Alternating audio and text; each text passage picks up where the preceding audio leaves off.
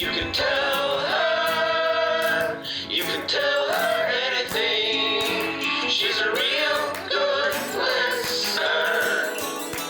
You can tell her anything. Yo, what's up? It's your girl, Father Longlegs. You know me, Daddy T. I'm the good tea of the East. I'm gonna give up on this. I added more nicknames that I hate saying, and I write them down, and I always forget. Today's gonna be the last day I do these two. I'm gonna retire. The good tea of the East and the wicked bitch of the Yes. I don't really think nicknames are my thing. If someone else has a better nickname for me, feel free to pitch it. But I am very excited for my guest today. She's been a confidant, but actually had me, wait, I don't know if I could say this correctly. Had me interview another guest on my podcast in her magazine, which she is here today to promote. I'm super excited to have her on. She's the editor-in-chief and founder of the In magazine. It's a fashion magazine that she started. It's really, really awesome. And there's a new edition coming out, so you can get that at theinmag.com. It's Isis Nicole. Hello. Hi. I was like trying to, because it's sort of like one of those things in comedian land when, people are together, but then everyone doesn't put that in the intro. So I didn't know what to mention. But, I know you through a comedian, David Nguyen, who is your husband. And but you are also very, very stylish and fashionable and supportive of a comedian. I mean, honestly, to have a fashionable woman date a male comedian is like you're doing the Lord's work, is what I should say. Well, thank you. I mean, I used to work, so long ago, when I was in college, I worked at Women's Wear Daily and I wanted to be a fashion designer, and just the two worlds could not be any more different. But I mean, I'm sure you have your own experience with it. What made you want to get into, well, first, okay, I have a lot to ask you because usually we have comedians on and then I'm so excited to have someone from fashion on. But before we get too far, I would like to ask, is there something good you would like to confess, just as a humble brag, something to start off with? Yeah, my humble brag is that I'm pregnant. So Congratulations! Yeah, thank you. David and I are expecting, so that's pretty exciting. Yeah, that's huge. I mean, you're pregnant with a child and pregnant with a magazine. Yes. A fortune teller once told me that the symbology of pregnancy is in dreams is like that you have creative work coming out. So now you have both, which is awesome. Yes. I have a theory that pregnant, like, when you get like quote unquote superpowers when you're pregnant because of like mother's intuition. But there's been a couple film directors that are like dudes who were pregnant, like expecting with their wives when they were making their films. And it's like I think one of them was the guy who did The Green Room. I should probably have researched the exact name, but it's come up a couple of times where I was like, oh my God, I think this is a thing. And I put it in my iPhone notes to look up later. But it's like that their debut huge big break movie happened when they were like pregnant, or the man was expecting. So I think it might apply for men too. So that's to be determined. But if anyone out there has any superpower things happening, let us know. But congratulations, that's huge. Thank you. Yeah, we're really excited. I just recently learned about this term, a rainbow baby. What does that mean? I mean, I want to say it's a gay baby, but that's not what it means. Yeah, I could see that. But it actually is. So we had a miscarriage first. This is my second pregnancy. The first one. I'm sorry to hear that. It's all right. I just learned that recently. And then I learned that there's mixed reviews on the term as well. So some people find it offensive. So that's kind of like why I don't really mention it, just because I didn't know that there was like also some back and forth beef with the term. Like the euphemism of like the rainbow after the rain kind of. Yeah. Gotcha. But it was helpful for me to learn how, like, because I'm reading through forums for first-time moms and stuff, since it's kind of an experience that not many of my peers are going through at the moment. So the term was helpful for me just to kind of find a community who talks about it. But I'm glad that part, I'm grateful that like we were still able to have a baby. And I did a lot of research on like how soon can you try again after a miscarriage? And yeah, my doctor was pretty cool about it. Just like if you feel up for it, then there's nothing really like stopping you from doing it. So Yeah, we I'm were sure comfortable. it's cool. I mean, thank you for sharing that. I think it's definitely something that people are more open about talking about now. And with forums, like you said, I think it's been a good resource. So I think we've come a long way from, because I understand, like, back in the day, it was just something that people didn't talk about as publicly, but it's so common and happens a lot. So I think that it's nice to have that support. So. But that's so exciting. Congratulations on your, maybe we don't say rainbow, but we'll just say on this baby. So this baby has its own, on its own, yes. its own journey. Yes. Well, okay. I do want to ask about a bit of fashion. I swear I won't spend this whole time talking about fashion, but because I don't know if I've actually really talked about it on this pod besides in my episode where I talked about like not letting go of clothes. But I used to, like growing up, I wanted to be a fashion designer, as a kid, pre-Project Runway. And I would keep like a little notebook and draw silly cartoons. And in college, I started taking class at FIT. But once I worked a bit in fashion, I was kind of turned off by the world. I think it's a bit better now. And I think that's what I love so much about your magazine. You really make it very inclusive and sort of, it's very different. Let's just say it's very different from the like sort of like all like European faces that I saw when I was in fashion. And just body type wise, when I first started, there was this very, very like shallow, superficial, not that fashion's not superficial, but it was to the point where, it weighs very heavy on you. And I love that fashion's changed so much. I'm curious, like when you were growing up, were you into fashion to begin with? Like what got you into the passion of like wanting to style and be a part of that world? Yeah, so growing up, I believe we're a similar age range. So it was kind of I don't want to say like forced down my throat, but I saw it a lot in media. A lot of women who seem cool usually worked at a fashion magazine, in movies like 13 Going on 30. That's one of my favorite movies. Yeah. So I wanted something like that, like How to Lose a Guy in 10 Days, like all that stuff. It just looked cute and that seemed more like me. But it's just a movie. It's not that glamorous, or at least like not my life. I actually haven't really broken through the fashion industry in the way that I would have wanted to, that I wanted to originally, which is why I started my own magazine, because I've been trying to enter that space for quite some time, and they're just like, no, probably because I don't fit the your magazine's been featured. I mean, it's very humble that I say that, and I totally understand that feeling because, entertainment is, though it's different, has this parallels where you always feel an outsider even when you start getting closer to the center. But, just in case the listeners don't know, like you've been featured in Nylon, which is like huge. And I think part of fashion is the illusion of, and feel free to correct me if I'm wrong or let me know your thoughts. But to me, it's like the illusion of being inside and outside at the same time, because there's this feeling of like wanting to be so cool it's unattainable, but then once you have it, it's not cool anymore. So you almost have to maintain this thin veil of like illusion, which is I think why photography is so cool and why your magazine is so cool, because you get to curate the images people see and put the cool on, but with your own point of view. I think it's really cool. You use a lot of like new designers, a lot of people who are just like you said, not traditional models, but are very beautiful, have a lot to say. And I think to me, that's actually creating trends. And that's what fashion's about, not just like following what people like. But the downside is when you create the trends, you are in the front of the line. And you don't get to see that. Everyone else is behind you looking at you, and you're like, where am I in the dark? So that's like the tricky part. But I think it is very cool and hard. I mean, I quit because I couldn't do it. It's too hard.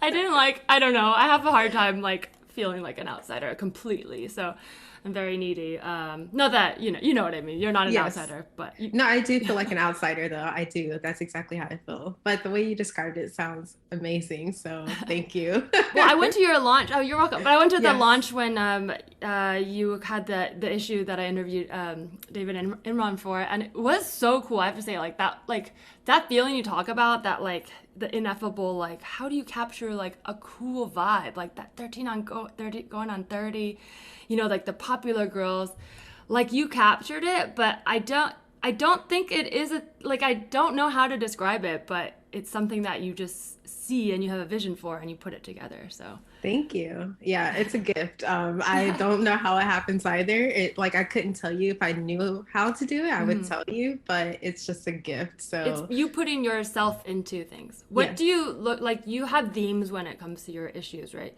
I do. Are we allowed to talk about this Yeah. new issue? Okay, what's the theme of this issue and what inspired it? Yeah, so this theme is in between because I'm pretty much in between things. Each issue has a common theme. It starts with my life, and then I just kind of reach out to our contributors, let them know like this is what is on my mind right now. If you don't mind exploring this, and then we kind of go from there. So yeah, right now I'm in between things. We were in between moving from San Jose to a new area over here.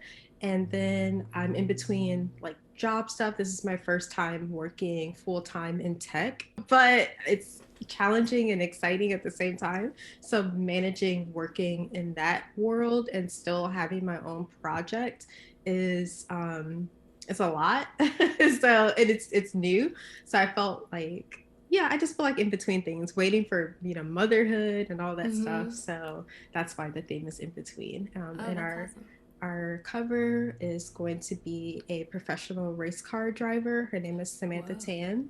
Oh, Um, yes. I've oh, heard of cool, her. cool. That's awesome. Yeah, she's Chinese Canadian and has her own motorsport team called ST Racing, and so it's pretty cool. Like it was cool for our first time like working with cars and stuff. So she's like, "Do you want the BMW or the Ferrari?" And I'm like, I Oh, don't know. that's fun. Oh, that must be Yeah, fun to style a shoot around and just yeah, yeah. when you said that, the first thing I thought, I can't remember, it was like one of those like Girl or YM or these very outdated now defunct magazines. But I remember reading, um, this is when Too Fast Too Furious came out, a spread on Devin Aoki, who now I realize is Steve Aoki's sister and what Yes. the Benihana like it's like royalty, but at the time I'm like, oh, so cool, like an Asian face modeling and here she is in front of cars. When you said that, I thought of that. So these like images stick with us for so long. Not that Devin Aoki wasn't a privileged girl, but still she was important to me at the time. But that's so cool. Yeah, I'm excited. The first time we made the mood board for her, they wanted to change things around a bit, so I felt good. This is the fastest I think I've ever worked on a shoot before, so it came together pretty quickly. But I'm really glad that her team was very supportive. Like once everything was complete, I'm just so glad that the hard part is like being reviewed and them saying like if they don't like it or something like Gotcha. making those revisions after it, like all that back and forth.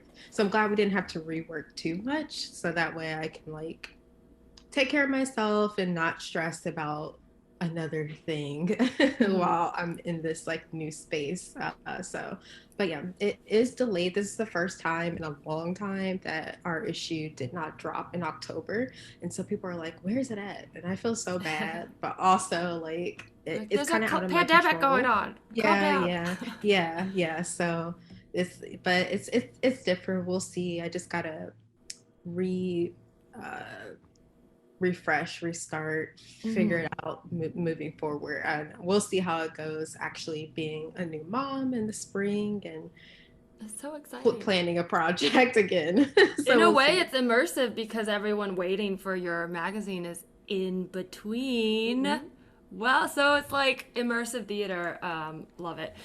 Well, you know this podcast is started because I started going to therapy like later in life, and I really found it was really helpful to be able to talk about myself. So I like to ask my guests like, what's your experience with therapy? Do you go, or what's your self-care routine? Like if you don't go, like do you have a confidant?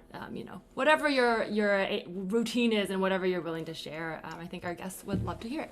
Yeah, I actually don't go to therapy. I pretty much just pray a lot. I do have a religious Christian background. So I'm more comfortable listening to gospel music and just praying or journaling or just talking to my friends or my mom. I'm pretty close to my mom. So even though the older I get now, I'm like, dang, she don't really have all the answers. Like, and I think she's tried, she tries so hard to be like, I have the answers. Like and I don't mean it like it's not that I don't need her anymore, but sometimes I'm like, yeah, you don't know. Like this, she's different answers. She's different answers. Yeah, there we go. You may have a different answer than she does.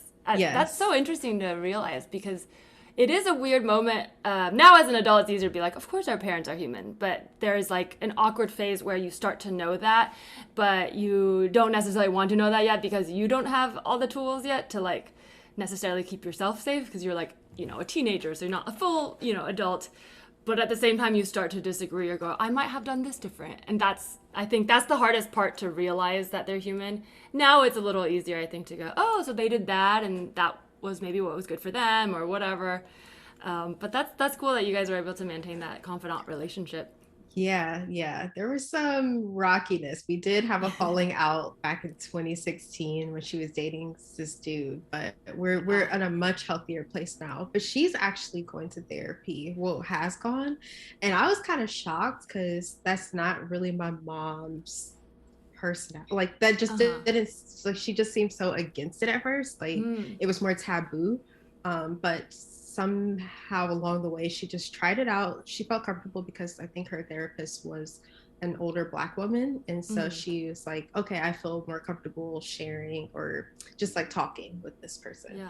And then the next thing I know, she goes and makes these like compulsive decisions that are not good decisions, like right after the session. Oh man. Like she's going through her own teenage years, her awakening. Yeah, she is. So I'm like, you need to stick this out. Like, just complete this first before you like. Because she's like, no, I did it and I'm good. But that's part of the growth, right? Letting go is knowing that you can tell the people you love like what you think, but at the end of the day, it's like love is letting them make their mistakes. That is really hard with family because sometimes, especially, I think the other way around, like I can understand why my mom was strict on me growing up because she probably was afraid for me to make mistakes too. But, there's really nothing you can do about it. At a certain point, you're a person and you've got to be free to make those choices. But it's true. It's tough. It's true. Yes. It's so true. But yeah, we are doing pretty good. And I'm really excited. Like, we're finally going to take this family vacation that has been like my dream. So I'm really excited. I'm counting down. It's 4 more weeks. Like I'm so excited. Oh, that's so fun. I can see, as you're talking about, you're like lighting up. I love that. I think that's so cool. I mean, that's definitely something I have talked a bit about here, but I feel like I don't go that deep into because it's more about my guests. But the thing about like everybody's relationship with their mom, it's always going to have ups and downs, but I think being in the moment is what's important. Like I liked how you talked about like, oh, you went through a rough patch, but here is where you are now, you're going on vacation. Like, I think sometimes we think it needs to be this like 2D version, like it is this or it's not, or I'm mad at her here, so therefore forever I cannot ever forgive her. And that's been tricky for me because I think I still have so much I'm working on, but a lot of it's in the past. So as I unravel the past, I now try to make sure the future and present are also taken care of, so we're not like repeating the same mistakes. It's almost like 2 buckets I'm filling. Like the vacation would be filling the present and the future, and you're like creating new memories. Meanwhile, it doesn't mean that erases all of the past memories, but they can both exist, I think. Yes, and the past memories will still be with us, and all her current drama is still coming with us on vacation too. But we'll still have a good time because I'm having a good time. Like I'm genuinely happy, so I'm just excited. Yay. And I worked for this trip so hard. That's awesome! Congrats. Yeah. Thank you. Well, let's take a quick break. When we get back, we'll get your confession. And we're back. Isis, the time has come. Is there anything you would like to tell me? Yes. So I've actually never told anyone except David and obviously like my mom and my dad this. But in college, so I'm from Cincinnati, Ohio. And after I graduated high school, I moved to Chicago. And I did not have a driver's license. I didn't get my driver's license until I moved to California. So well into my adulthood. But anyway, back to Chicago. I would make fake Megabus tickets so that I can go back and forth to go home. Oh my God, I love this. So juicy. Yeah. It's So implied that it worked because you said would make, and then there was a plural. So I'm very curious about. So yeah, let's get into it. So where'd you get the idea? Like, did somebody tell you this is a thing you could do, or you just like innovator, go get him? Let's just like see what happens. yeah, someone definitely told me about this hack. She was my friend at the time in Mm-hmm. school, and I'm like, dang, how do you always get to travel from New York to back to Cincinnati and all this? Like, it just seems so expensive. And she's like, bitch, I make tickets. And I'm like, Ah! oh, okay, okay. So she would do mine first using her Photoshop and stuff Oh like my that. God. Yeah, but then I figured it out because I didn't have Photoshop, so I figured out there was an even easier way. I would just like copy paste the previous ticket. Like I just copy paste what Ah. already existed, and all I did was put some random numbers. And so and because I looked younger, I mean now I'm starting to age a little bit, but at the time, like I for the most part, people can't pin my age. They Mm. do assume that I'm much younger than I Uh-huh. am. So they would just, see this cute little face. And then like She's the too young to lie to us. yeah, yeah. And then like they're like in the ticket looks real, but these numbers don't match up. So it's like it must be the system. They will always just blame it on the system, and I would just get on the bus. I mean, in a way, the system is to blame for most things. So. But that's wild. Okay, because I was gonna ask, like, it sounds like it's a QR code or a scan, right? So they would just try to scan it, and it wouldn't work. Well, they never tried to scan it because it was written down. Like, I don't know what the Megabus Ah. does now, but all they had was like a piece of paper that they would just kind of check off. So, Uh-huh. and I And they was just never didn't see your on the name, and list. they're like, Yeah, they huh. didn't see it. Yeah, yeah. It's like, it's so weird. And then I started getting, yeah, more crafty. So I stopped doing the hard copy print. And yeah, I would actually do like I would email it to myself to make it look like Oh my it was like official. God. So I would just take out my phone and it's like, it's on the phone. Did it ever not work? Yes, there was one time, so I got greedy with my friend who also taught me the trick. We didn't know that it looks different with two passengers, so we Oh. didn't have the second You're like planning a passenger. vacation. You're like, all Yeah. right, girls trip. Let's. Yeah, back to Cincinnati. We were just going to see our parents, but Uh-huh. so we tried that and they did not let us on the bus. But the second bus that came around let us on. Like, Oh, gotcha. yeah, You're so like, let's go on separately. Don't say yeah, anything. yeah, yeah. They Ah! were, yeah. So they were, but they were like, go, like, I forget what it was, but they wanted to punish us, but they also they let us get on the next bus. They were like, the next bus is coming soon. You could just get on that one because I think the one that we tried to get on was already full. Gotcha. And yeah, so after that I stopped. Like I was like, I'm not gonna do this Oh again. my I got God. scared. How long were you able to do it for? Like, was it over a year? It was a Wow. good like 3 or 4 years, Oh like my my whole God. college. That's a good scam. I mean, that's like a well run scam. I feel like that's like, a coupon you use and, you got its worth. Yeah, I That- got to swear. That's amazing. I mean, I'm almost like, damn, I wish I knew. I mean, I don't think I would have been able to come back to California, but I thought it was smart getting this was when Virgin Airlines was around and they had that credit card. It wasn't even great, but because they happened to just do fairly like stable prices from New York to San Francisco, and you can get like free ticket every year if you just have the card. So that was how I was getting back and forth between college, and I was like, oh yeah, I'm totally scamming this. I can get free baggage. But man, if only I could be faking Megabus tickets. That's wild. Yes, yeah. I was so nervous, and David's like, "No one cares." I was stressing about Oh, telling this. about I'm like, no, don't worry. I mean, confessing. Megabus probably doesn't even exist. If anything, they would enjoy the free publicity. Because that bus has to go no matter what. You know what I mean? Like, it's like this is really victimless crime.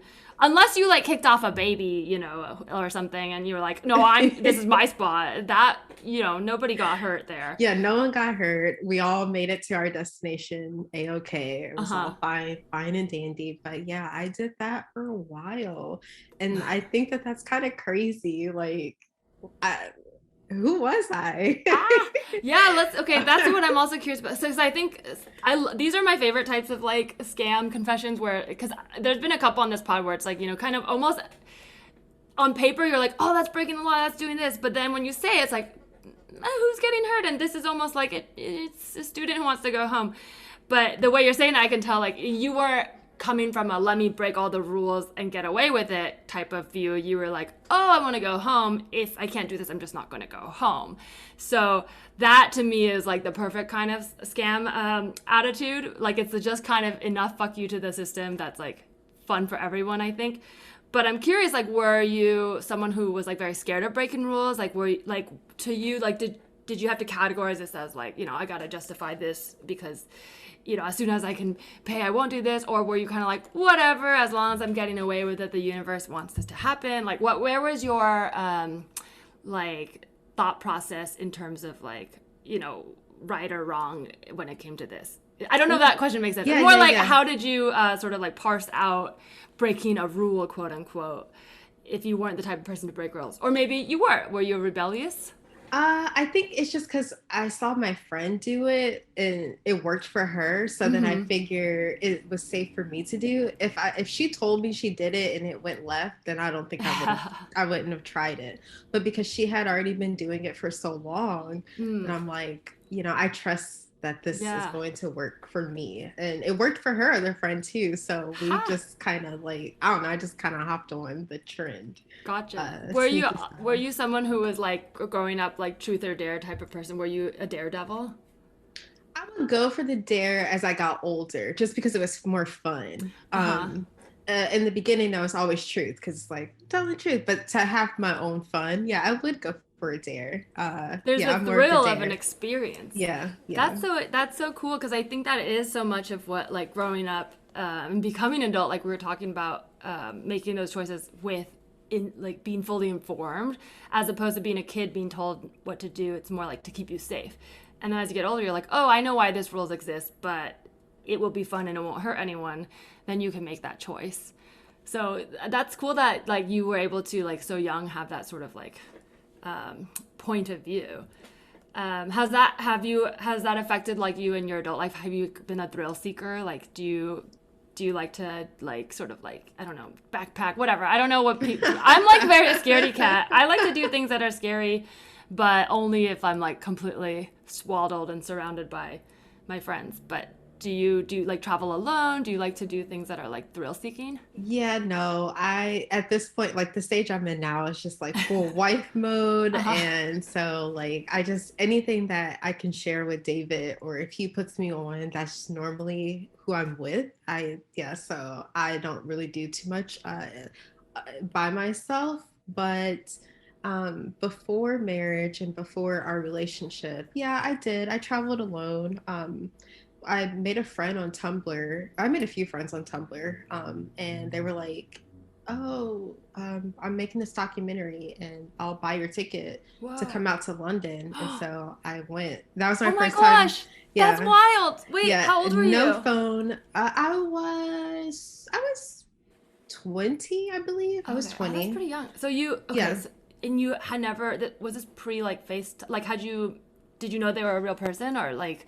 I knew they were a real person. I just never met them. That was our first time meeting. She flew in from LA to London, and then I flew in from Chicago to London. And that was the nicest thing anybody has ever done for me on the internet. But it was all because someone else was like, I'm not going to do your documentary if she's not here. And so that's why she did it. And so I was just grateful for the whole experience. Wait, what was the documentary? Just about strangers on Tumblr? No, it was about, so I used to be in this like nail art community. Gotcha. Oh, wow. And Tumblr used to have like top contributors to specific niche like tags. Oh, okay. And I was like a niche tag for the nail art thing on Tumblr. Like, this is so old, but that's so cool. Yeah. I know, it's almost, we're kind of recycling that like trend with TikTok a bit, I've noticed. Are you on TikTok? I'm not. I hear it's like addictive. I'm on it like sort of, but I'm on it to try to stay relevant. It's not. I'm going to make one because I haven't done a baby reveal on social media yet, but I'm going to make a TikTok. I'm doing like a TikTok challenge. Oh, that's fun. So it'll be a dance and all that stuff. But that's Aw. it. That I'm just gonna one video and I'm done and I'm You out. say that now, and then you'll fall into your old Tumblr ways. Well, I'm that still I on do. Tumblr. I'm still on Tumblr. So But I'm it's a little different now, right? Because I used to be on Zanga, like that's gonna date me a lot. But that feeling of it wasn't, this was pre trying to be in entertainment or anything. It was just a high school kid. And what I got out of it is like I think what now Gen Z or young teens get out of TikTok is you really do find these communities and like you found your nail art, and then you can be yourself and then be rewarded for that. You literally were making friends, going to London, becoming like the queen of the forum or whatever for something you really enjoyed doing, but maybe in a smaller setting you might be the only person who does that, or you wouldn't find all the people who also do nail art, so it wouldn't be hyped up that way. So I think to me that's like the grandfather to like the TikTok social media culture is we in these weird depths of the internet where we were just like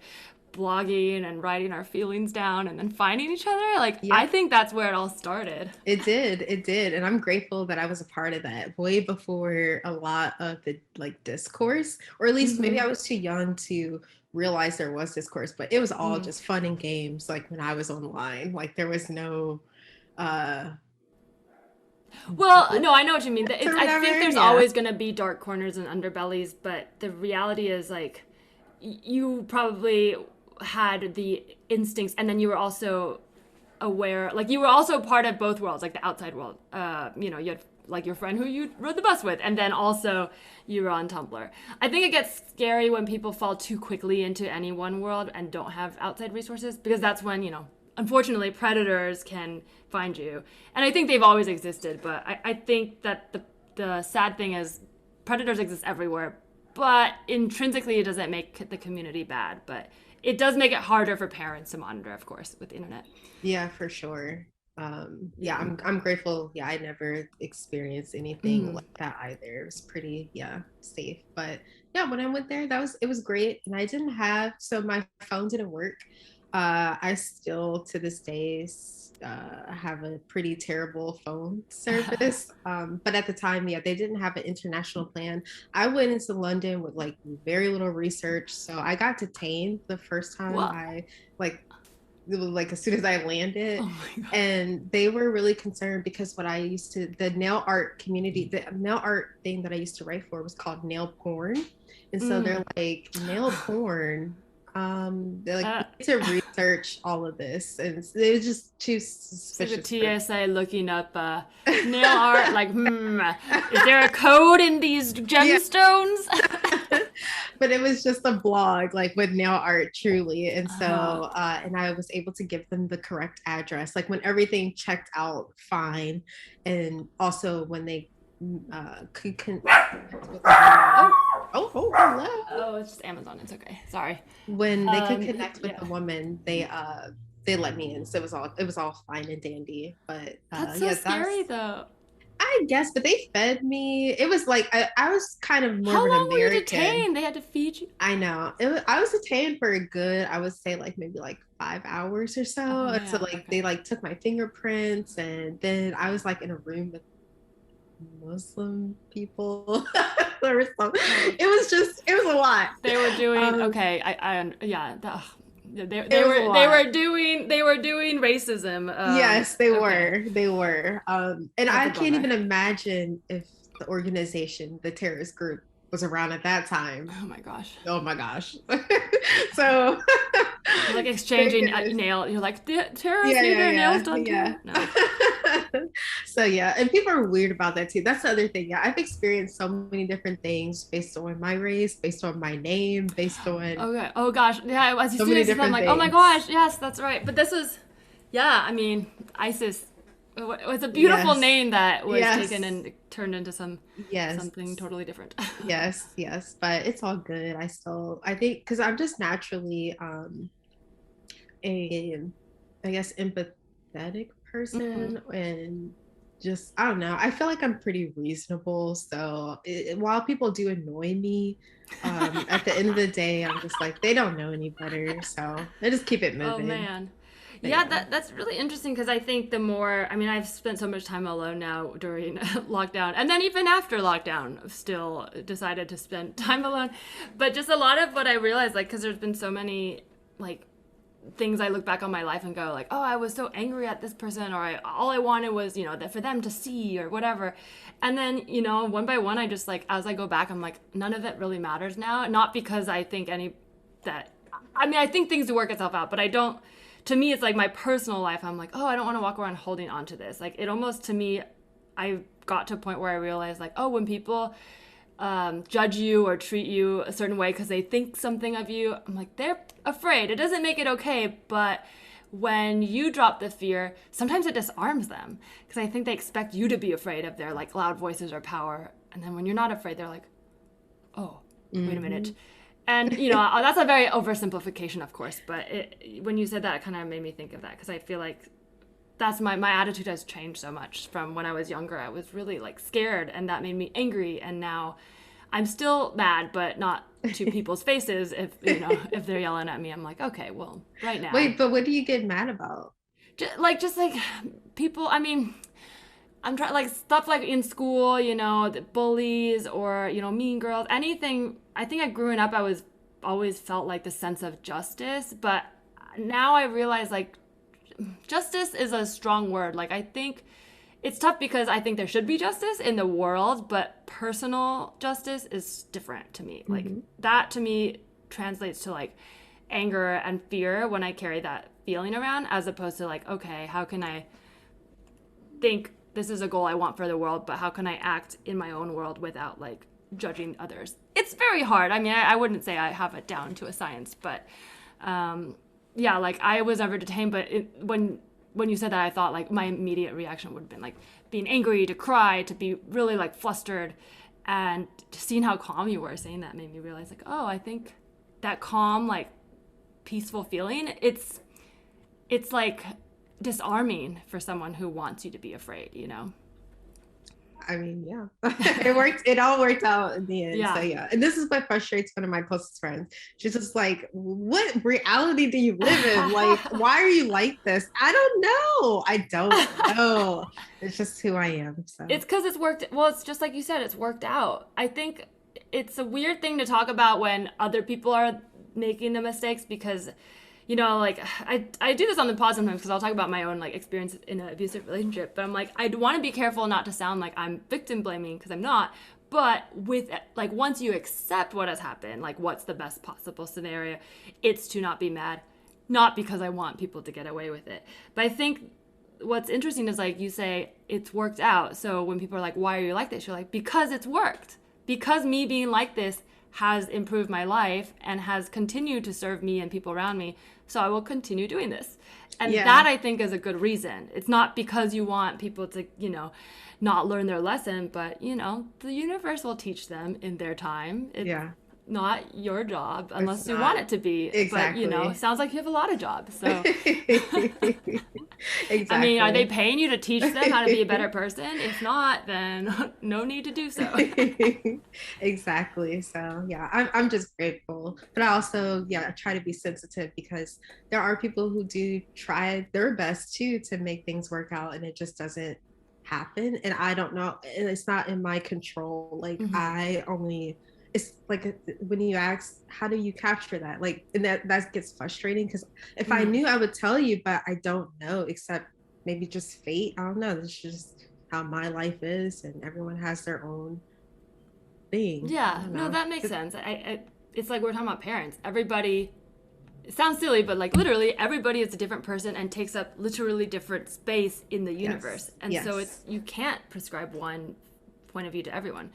Just by default, like, it's, even me and my twin sister, we shared a womb, but physically we're in different spaces now. You just can't every second of every day have the same experience. You can kind of compile a general experience, but, you'll still have to figure out the nuances on your own. Yes, yeah, you said it perfectly. Well, we got so deep. I love it. Well, I this is so interesting, because I feel like definitely when I've spoken to you, it's like in comedy show settings, it's always like, you know, comedians are very loud, so then we're the ones on stage, so there's a feeling of like, okay, like very stylish and like demure, and it's cool to be like, oh, you went to London with an internet stranger as a nail celebrity. That's awesome. Yes, I did. And all those nail artists are pretty successful now, like all of them. So yeah, it's a gift. It's truly a gift. Well, I think that transitions well to our game. This is a very simple one because your magazine's called the In Mag. I know it stands for initials, but I think it's also a pun for in, right? Mm-hmm. So this is just in or out. I've been on TikTok a lot, and a lot of the trends that are popping up are things that were big when I was younger. And I don't know. So this inspired me. So I pulled some up, and also I just pulled some up from memory. And so based on your personal taste, or maybe what you are seen in the fashion industry, I'm just curious. These are in or out. Have you heard, okay, just to begin, just because I want to make sure I'm not totally in my weird corner of TikTok. Have you heard of like Y2K cyber fashion coming back? Okay. Yes. So that's like what a lot of this era is. So for people who aren't following these TikTok trends, it's like this, you know, early 2000s or end of the 90s. It's not 90s fashion. It's like this very specific cyber fashion that I did not know how to label, and now the kids are calling it Y2K. What are your thoughts on Y2K fashion? Y2K fashion, I was into it when I was at the time. Okay. So that's the other thing that's annoying about me. So I actually got to, like, my mom was pretty supportive of my fashion choices. So I don't really, while I enjoy the youth enjoying that, I've already been there, done that. Yep. So like, I'm not. Time to move on. That's I have a new fashion interest. Yes, so, but it is cute, and I do think that they're doing good. Okay, so I'll just knit these. A lot of these are inspired by that, but also just from that era for me. They may not fall in that category necessarily. But okay, the velour tracksuits. So like juicy couture kind of like in or out. In.